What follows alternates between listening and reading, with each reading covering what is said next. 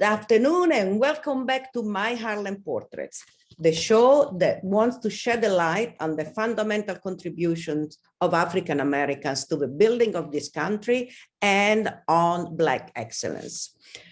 We couldn't be in a best place today to talk about Black excellence because we have with us Ulyysses Owens Jr., who is a drummer, a producer, an educator, a creative entrepreneur, and an author. What more?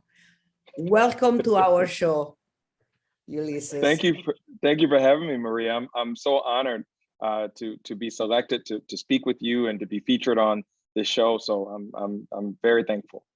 Thank you, because I know that you are very busy. Not only you are right now at Juilliard, but you are preparing your show that starts on Thursday and is from Thursday to Sunday this week at the Lincoln Center. So tell us a little bit about this show, because it's going to be with your big band, right? Yes. So first of all, I'm so excited. The last show that I actually played in New York City before the pandemic was at Dizzy's, and that was December 2019. Well, now this is my homecoming following up to that. This is the first time I've played New York since the pandemic. Oh, so wow. So it's been 2 years. So it's a celebration of many things this week. One, I'm celebrating my birthday, which happens on Monday. Because Dizzy's is so thank you. So Dizzy's is always very kind. They let me celebrate my birthday with my big band. Second, this band released our album Soul Conversations back in May on the Outside In Music record label. So we're celebrating basically the CD release, because we did not get an opportunity to play early this year. So we're celebrating that. So the concert is going to feature music from that album, as well as just celebrating the ability to play live again. And I even spoke with the staff at Jazz Lincoln Center. This is the first time they've allowed a big band to even perform in the club, because normally they've been having smaller groups. So this is a celebration of many sorts. And so I'm thankful. And we've got an incredible band. The ages are probably about maybe 19 all the way up to about maybe 40. An incredibly multi-global band, also multi-gender band. We have love for everybody. So we're gonna really be playing some great music for you. And it's really a fresh sound and fresh faces in jazz. So we're excited to represent a lot of that in this music at Dizzy's this coming week. That sounds very, very exciting. So who wants to go and see the show? They should go on the website of Lincoln Center. Yes. And you're playing. Tell us exactly. So they should go to jazz.org. They go to jazz.org and they click on Dizzy's Club, Coca-Cola. So they'll take them right to our show. And we're there Thursday through Sunday. So the 2nd of December through the 5th, we have 2 sets, 7:30 p.m. and 9:30. And I also want to go to Spotify, Apple Music, and download or check out the record Soul Conversations under my name, Ulyysses Owens Jr., Big Band. Fantastic. I'm going to enjoy it, because as I was telling you before, I saw you at Dizzy with a friend of mine from Italy in 2016, and you were celebrating Dizzy's birthday. Alison Williams. Oh, yes. That concert was incredible. Yeah, Allison, that's my girl. She is incredible. And, you know, I live in Harlem. That's why it's called Harlem Portraits. So to see Allison there with you, it was amazing. So to stay in your strong connection with Harlem, I would like to remember that you are a strong believer in community engagement, and you have supported very, very strongly cultural institutions. Yes. From 2012 to 2015, you served as a Jazz Vesper Series artistic director at the world-renowned Abyssinian Baptist Church, which is an institution here in Harlem. And then you were the artistic music curator for Minton Playhouse in 2015. So tell us a little bit about these two experiences, which must have been really incredible. Well, first of all, I'm a huge lover of Harlem. I've lived in Harlem probably, you know, of my 20 years of living in New York City, I now have a place in Florida, but of my 20 years in New York City, I probably spent 15 years of them in Harlem. I lived on 139th Street in Adam Clayton Powell, and then also lived, you know, a little bit above, more like Washington Heights. And now I'm back in Harlem, staying actually with my brother. So Harlem means a lot to me, the culture of it. But I was at Abyssinian as their drummer for about 7 years. And during that time, Dr. Butts, who's a huge lover of jazz. I mean, every time I would see him or talk to him in his office, he would always give me some great story. And so at the time, I'd been there maybe about 3 years. They really wanted to develop jazz at the church and really bring the spirit of jazz into the sanctuary. So Dr. Butts understood my connection to the jazz scene. So we built this incredible series. And for 3 years, it was unbelievable. I mean, we had artists like Cecile McCoy Savant, Wycliffe Gordon. And it's important to know a lot of the artists that are doing very well now, we caught them when they were a little younger. So even like Jasmine Horn, who just received her 3rd Grammy nomination, she performed. We also have Monty Alexander. We've had, you know, so many. I mean, we programmed about 10 concerts a season. And so I'm really honored. A friend of mine, actually, Ron West, who's an incredible educator at CUNY, he partnered with me on that. So that was great. And with reference to Minton's and what is now also the Cecil, I was working with my dear friend and mentor, Alexander Smalls, who he and I still create a lot of musical partnerships, you know, and events. But anyway, he was there and he said, "Hey, Ulysses, I've heard great things about you. I want you to come to Minton's and make this, you know, a Jazz and Lincoln Center of Harlem, essentially." And that's what we did. I mean, I was there for about 3. He's the one who reopened Minton to he's the restaurant. Yeah, it's his baby. I mean, he it's his vision. He worked with Richard Parsons, and through as him being a restaurateur, he created the Cecil. It was his vision, and then he reimagined Minton's. And so he brought me on board because before me, they were just kind of programming things randomly. When I came on board, I kind of tried to recreate sort of what happens at Jazz Lincoln Center and bring a lot of that amazing talent uptown. And we did it for 3 months. And then all of a sudden the partnership shifted and they wanted to go a different direction. But for 3 months, we had the house rocking and we had a great time, you know. I miss that. It's fantastic. Yes. It's fantastic. I've seen some of those concerts and I always love them. Thank you. So now that we have re-established your incredible connection with Harlem, I would like to say a couple of little things about you. You are 2-time Grammy Award winner, 5-time Grammy nominated for your work with the Christian McBride Big Band and the trio, and Joy Alexander. You have toured and recorded with artists including Winton Marsalis, Kurt Ellington, Diane Shuur, Renee Fleming, Mildred Miller, and many others. So your career is absolutely amazing.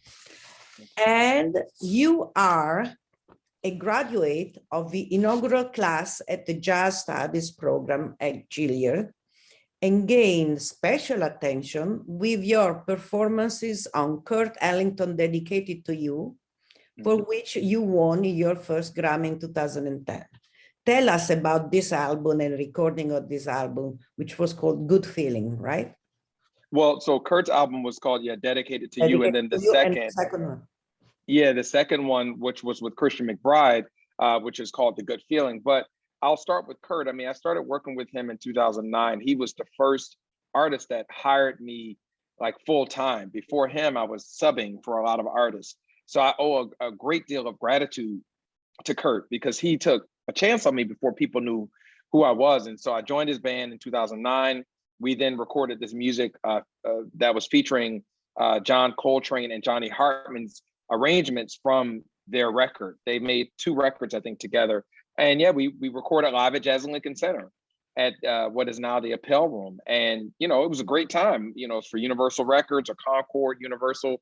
And that was that. I was already excited. And then to find out that we won a Grammy, or I should say Kurt won a Grammy, and I was part of that, I was over the moon because I tell people all the time, my goal is just to make great music and to really play and be, as you said earlier, be excellent. And to know that that excellence garnered an award is incredible. I would have never thought that. And then we did the same thing with Christian. I started working with him. He told me he had a big band. We, I should say we played at Dizzy's and then we recorded. And then all of a sudden, I got the phone call again, you know, and so I went from being this drummer who, you know, from Jacksonville, Florida, people didn't really know me, to all of a sudden now I'm this multi-Grammy winning drummer. And so it's really an honor, and I'm kind of over the moon about it. But I have to say my ultimate commitment is to do this work and to play this music because I love it. And all the accolades and all that, that's just extra. It's just kind of icing on the cake. But why I play this music is because I can't live without it. It means everything to me. So the fact that the Grammys and others recognize my work and my efforts, it means a great deal.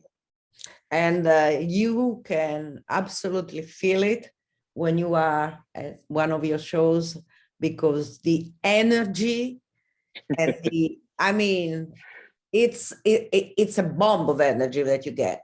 And, wow. and you come out of one of your shows, you are electrified. So, oh, wow, thank you. It's amazing. I loved.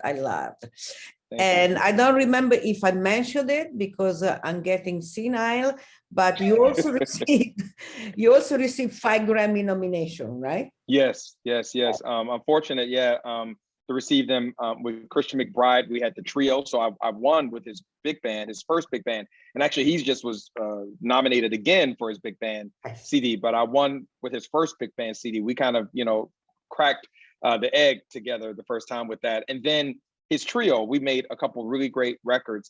Christian Sands and myself. One was called Out Here, and then the other was called Live at the Village Vanguard. And so I was nominated with that. Same with Joey. I made a couple records with Joey. And then I was really, really excited to work with one of the greatest singers that will ever live, and that's the great Gregory Porter. Oh, yeah. And we also got nominated as well. And then I just remember last year, I was also nominated with John Beasley, a group he has called Monkestra. We were nominated as well. So it's been really cool to, you know, to have these projects where I get a chance to work with these prolific artists, and to be a part of the project is one thing. And then to see that project kind of have an extended lifeline in terms of notoriety is great, you know, and it just means that I have more people coming to me saying, hey, Ulysses, we can hear what you do. We can hear how you add to the music, and we want you to collaborate with us on other, you know, work. So again, I'm very grateful, and I mean that. You know. And that is another of the incredible things about jazz, is that you can have your own big band, and then your own band, and then you can collaborate with other artists, and whatever that band plays, you are fitting into that as an artist, and you expand your horizons all the time, because jazz is never the same. Jazz is creation on the moment. That's what absolutely. And to be honest, Maria, that is what all of us, and I can speak personally, but I know as all musicians that play jazz, that is what we are addicted to. That is what keeps us coming back for more, is the creativity and even the impulsivity of it. You know, and even you talked about the electric energy. You know, every night we want to play better and better. Mulgrew Miller, who used to be my mentor, used to always say to me, you know, Ulysses, my job every night is to outdo myself. You know, and I think that is really the spirit of jazz. Is not so much from an egotistical perspective, but how can we play something new every night? And he would say, Ulysses, if I can surprise myself, that'll be great one day. And so that is what we reach for. That's what, you know, in the spirit of, you know, the Harlem bebop players like Dizzy Gillespie and Mary Lou Williams and Max Roach, that was what, you know, really is the foundation of this music, is the search for newness and new ideas constantly. I tell you a little story about me, because I don't know why, but I grew up in a family of opera. Okay, my father was a great opera lover. He had a good, I think, voice also. He was singing. He was going to the opera because I was born in Milan, so he was going to the opera, to the Scala, every day when he was a young boy in the, you know, up there, you know, because he couldn't afford the big prices. So it was so when I came home, I had opera playing every day. But me, I was into jazz. Wow. And I was 6 or 7 years old. I remember there was a TV show on the TV, which came on very late, and it was a jazz show. So I would sneak out of bed and go into the kitchen where there was a small TV so that they wouldn't hear me, and I put on the TV to listen to jazz. Wow. That's one of the reasons why I came here, because Harlem, Malcolm X was my hero, jazz was my music. So this is the place to be for me. It is, but you know, you bring up something really interesting, Maria, in that I've been to Italy many times. There's such a strong connection between jazz and Italy in terms of its celebration of the music, and even, you know, you have so many great musicians who even lived, you know, in Italy, and just I always say to people, if it was not for Europe and Japan, our music, I don't know how much it would be able to be alive, you know, and so we owe a great deal to the Italian culture, who has loved our music and been bringing, you know, musicians over there for many years. I mean, since probably, you know, late 40s, you know, to perform, and even to this day, many of us tour there. So it's cool that you talk about that connection. I've been to Milan many times. Oh yeah. Oh, next time you're there. there. The Blue Note there. You know? Blue Note, yes. Yes. The last time I was at the Blue Note in Milan was last summer. No, May or June, and I went to see Didi Bridgewater. Oh, that's my girl. Oh, I love her. Yeah. That's my friend. Yeah. I love her. Yeah. I went to see her. She was there, so it's fantastic. Nice. Let's talk also about your own 7 successful albums, among which Songs of Freedom was picked as top 10 album in 2019. And your most recent recording, 2021 Soul Conversations, which is your first big band album, was voted the top 10 album for the month of May by Jazzies and by Rolling Stone magazines. Yes. Tell me about these and the moving from the band to the big band. Absolutely. So you mentioned Didi Bridgewater, who is NEA jazz master. You know, she's incredible. So Didi was actually part of that project. You mentioned Songs of Freedom. And that was a celebration of Abbey Lincoln, Nina Simone, and Joni Mitchell. And it was really to take these songs that really help people to understand freedom of I say freedom of love. You know, Abby wrote about freedom, and Joni really sung about it as well. And Nina really was about the protest of freedom and fighting for freedom. So that's what that project was about. And again, thanks to Jazz Lincoln Center, they created the stage for me to present this material. And we even toured with it for a couple of years with Renee Marie and Joanna Majoko and Alicia Latuja and Theo Blackman. So it was great. After Songs of Freedom, I'd already been playing with the big band. We had been, at this point, I think we had played Dizzy's maybe twice. And my manager came and he said, man, I love Songs of Freedom. It's incredible, Ulysses. I love all the other stuff you're doing.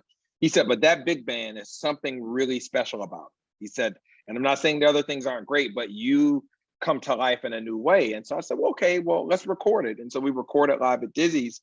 And we were planning, if it wasn't for the pandemic, to release it in, I want to say like earlier 2021. And we had a whole thing happening. So, 2021. Man, we had a whole thing happening, but because of the pandemic, we weren't able to do anything live. So I was like, well, should we still release the record? And my manager was like, yeah, like you should still put it out there. And it did really well. And I think you mentioned my other albums. I think what has been difficult is, as an artist, you put your heart and soul in your albums. You know, every album costs a certain amount of money, but even beyond the money, there's the blood, sweat, and tears. Yeah. And I think for me, probably my first 3 to 4 albums, it was me trying to prove something. You know, I want people to know I can make an album, or I want them to know I could write. I wanted them to know all those things.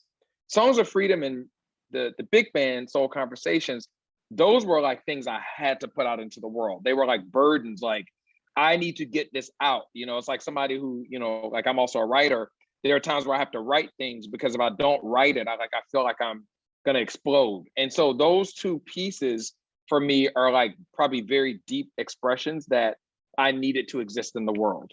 So now that I've done those records, I'm like, okay, I think I'm good for now, you know, because I feel like there is something about, you know, Songs of Freedom really spoke to the activism in me. Yes. The part of me that is really about advocating for Black lives. And also particularly, you know, I have a foundation for children in Florida.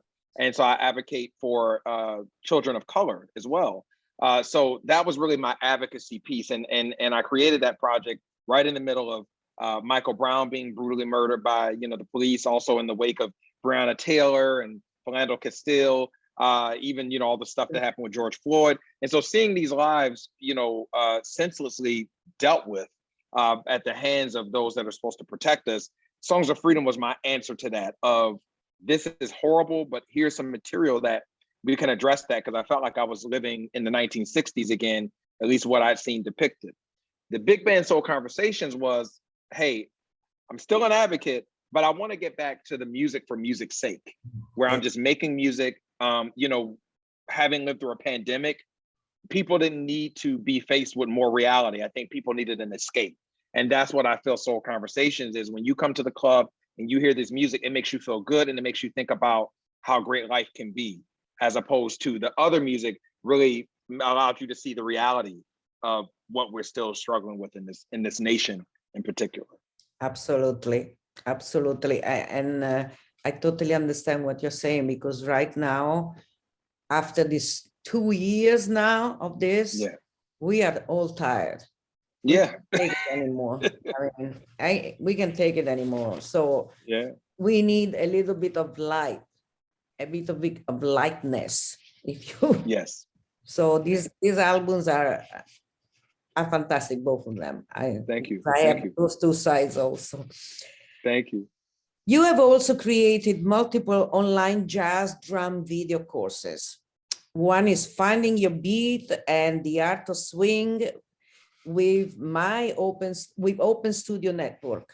And also you created an entrepreneurial course for drummers titled Be More Than a Drummer. Yes. Tell us about this.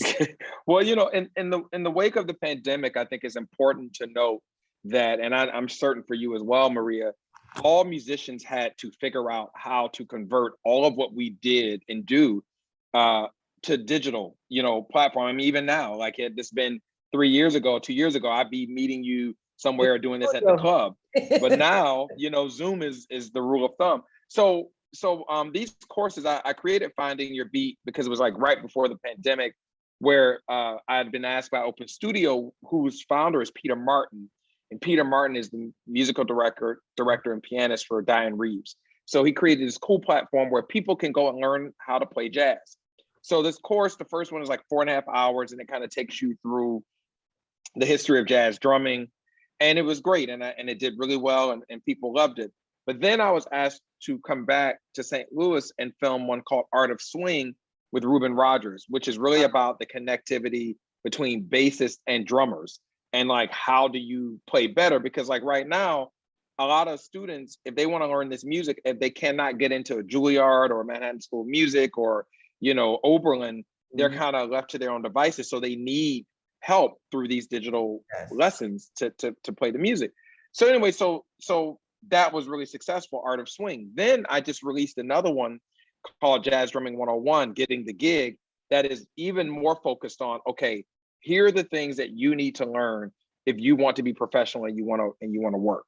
So I think in this wake of like where we are globally, we're having to distill our knowledge into, 60-minute courses, 80-minute courses, because now you've got people all over the world that want to learn, and people are at home longer.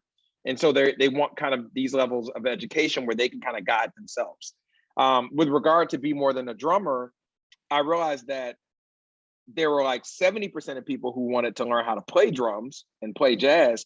Then there were like 30% who were like, hey man, I already know how to play, but you're navigating the music business in a way that's very admirable, and you're making moves and strategies that I want to learn from. So I created that because I feel like for today's artists in 2021, you have to be entrepreneurial. All of us, we got to know how to film stuff. We got to know how to record it. We got to know how to write our own curriculums. Then we got to figure out how to sell it. Then we've got to market. Then we've got social media, the average artist or public person, we have to do 10 things. So Be More Than a Drummer is me laying out a curriculum that teaches people how to do that. But then beyond that, it also is me guiding people through that process, and specifically kind of helping them decipher what do they specifically need to do, because you can watch my course all day long, but if someone comes to your house and say, okay, this is what you're actually struggling with, and if you focus on these specific things, then you will improve. And that is really where I see my kind of life going is I will always play, but I'm really enjoying the consulting aspect of helping other people find their rhythm and find their beat and find their focus so that they can also elevate and go deeper into their purpose. Oh my God, look at this. We are at the end of our show and I half of a question to ask you. I can't believe it because it's so interesting. So I wanted to talk about your books because you published books.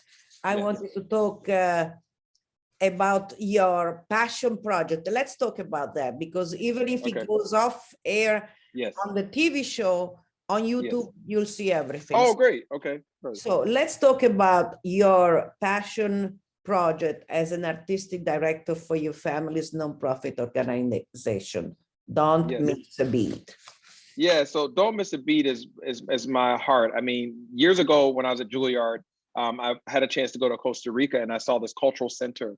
And I'd always kind of had it lodged in the back of my mind that I wanted to create a cultural center with my family in a community, particularly a community of color. Fast forward, I graduated from Juilliard in 2006. I moved back to Jacksonville at that time because I'm trying to figure out what's next. Simultaneously, Jacksonville is dealing with a lot of crime issues. Even just today, I read a statistic that just this year, we had over 100 murders, and then even I think 400 people had been shot this year. So we still have a lot of crime there. And so my family and I, who's full of educators and ministers and doctors and all that kind of stuff, we said, how can we do our part? And so what we decided was to form a 501c3 organization called Don't Miss a Beat. And our goal initially was to help suspended youth get off the street and help them not miss a beat by coming to our program. But we didn't get approved for that because when we looked statistically at where the crime was coming from, it was from those youth. Well, what we ended up getting approved for was a summer camp arts program. And we started that in 2008, where we set up in the housing projects in Jacksonville, Florida. And during that 8 weeks, there was no crime. We were successful. We had over 80 kids who fell in love with the arts. And the city of Jacksonville came to us and said, we can't believe you did this. And we want you to go to another neighborhood and do it again. And so now here we are, 14 years later, we have 2 community art centers in 2 neighborhoods in Jacksonville, Florida, the Brooklyn Riverside neighborhood and Beaver Street community. We now have produced our first jazz festival. We, which we had over 2,500 people. Our program is mainly focused on helping kids with after-school homework assistance. But then the kids, after they're done with their homework, they focus on a musical theater curriculum. So we put on 2 musical theater shows for the community. Most of the people that are attending our shows have never been to a show ever. And then on top of that, we help out, we just did a Thanksgiving to go event. We also have a toy drive. We operate as like sort of we have access, I should say, to a food bank. So we help families get food week to week. So because I told people in most communities of color, introducing them to the arts is great, but there are all these greater needs on top of that, because I'd have families saying, you want my kid to come and learn dance, but our lights just got cut off. So we had to really create a model, which we talk about at Don't Miss a Beat, where we cater to the needs of the whole child. And our goal is to use the performing arts as a bridge to a better life. So yeah, I've been artistic director for 14 years, and it is my passion project, and it is my life's work, and is what I will be committed to for the rest of my life.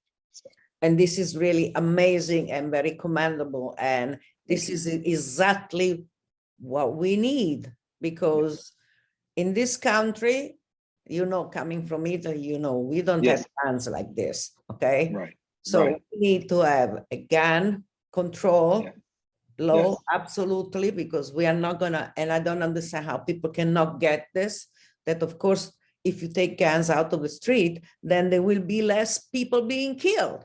It's so logical that I don't understand how it cannot be understood. And that this dichotomy that there is in this country, the big difference between